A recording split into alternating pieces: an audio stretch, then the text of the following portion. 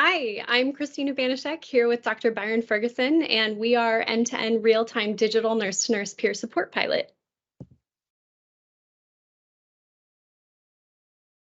My story is that I slipped through the cracks. My patient died on the operating table. Our peer support system is fragmented. No one asked how I was doing. No one was supporting me. I didn't have a voice, and healing was really difficult. The problem is that nurses are struggling. Morbidity and mortality are part of our everyday work.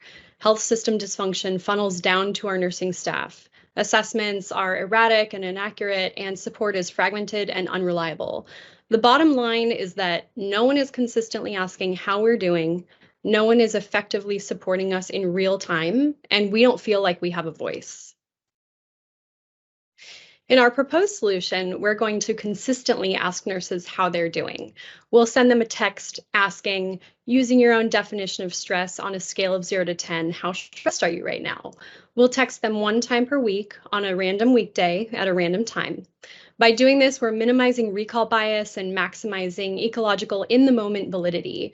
Nurses don't have to remember how they were feeling a week, a month, or even a year ago. This single item stress question correlates with workplace exhaustion, sense of control and reward, depression, workplace injury, and turnover. So we're going to provide real-time peer support. So when the nurse receives this text and their reply was 6 or greater, we are going to ask them if they would like to talk to a peer supporter. And then they'll be randomized into a peer supporter from our pool of peer supporters and provided a link to a live chat room. This chat room is secure, it's HIPAA compliant, and they can remain anonymous if they so choose. The pool of supporters will come from our existing peer supporters who have been trained but don't have the means to identify nurses in distress. We will also use the existing training and deploy it to recruit more peer supporters. We're going to give nurses a voice. So each nurse will have a de-identified personal webpage.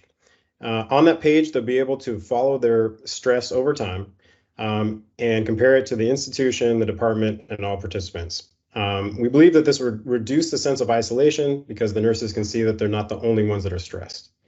Also on this site, we give them the option for anonymous feedback, and this will go directly to their administration. We will also use machine learning in order to identify the top 5 stressors, again, reducing the sense of isolation because people can see that they share all the same stressors. And the aggregated anonymous data will go to the administration. And with our institution, we have about 4,000 nurses, so this would be 4,000 data points a week. The competitive space consists of third-party annual surveys and pulse surveys, which are just smaller little surveys.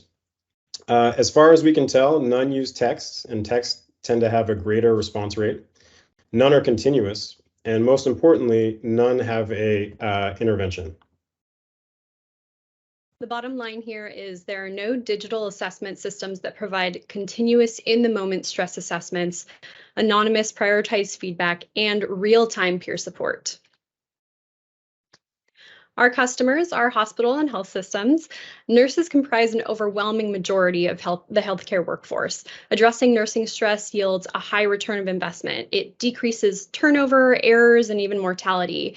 It increases quality of care, productivity, and patient satisfaction. Employee surveys are a $1 billion market. N2N is scalable beyond UCSD because platform development is a one-time cost and everything is portable, including the training. For our budget, the bulk of the money will go to MemoText, which is a platform for co-creation of digital patient engagement and therapeutics. Of course, we're not directing this towards patients, we're directing it towards nurses. We will also provide money to the UCSD HERE committee who developed the peer support training. Again, that's been created. We just need to deploy it. We also provide CME accreditation, as well as salary support for Christina and me. Our total is about $199,000. For maintenance, it would cost about $50,000 a year to maintain. At UCSD, we spend about $40,000 to $50,000 annually for the third-party annual surveys, and these are without interventions. And again, the platform developed through this pilot is a one-time development cost and can be deployed across health systems. UCSD has committed funding to wellness infrastructure and projects. We have the support of leadership at UCSD, including our Chief Clinical Officer, Chief Medical Officer, our Wellness Steering Committee, which includes the medical school, dean, and CEO, and UCSD partner with Stanford Institute for Empathy and Compassion. This pilot will confirm the usability and utility of the platform. We really just need the funding to get this thing off the ground. Our team includes myself, an OR nurse and nurse union rep with a passion for ensuring patient safety through nurse well-being. And I'm Byron Ferguson, a clinical professor of anesthesiology at UCSD and vice chair of faculty engagement and wellness and chair of the UCSD Wellness Director Committee. And also Margarita Baguette, UCSD's Chief Clinical Officer, whose responsibilities include the day-to-day operations for the UCSD nursing staff, along with key participation in strategic planning for growth.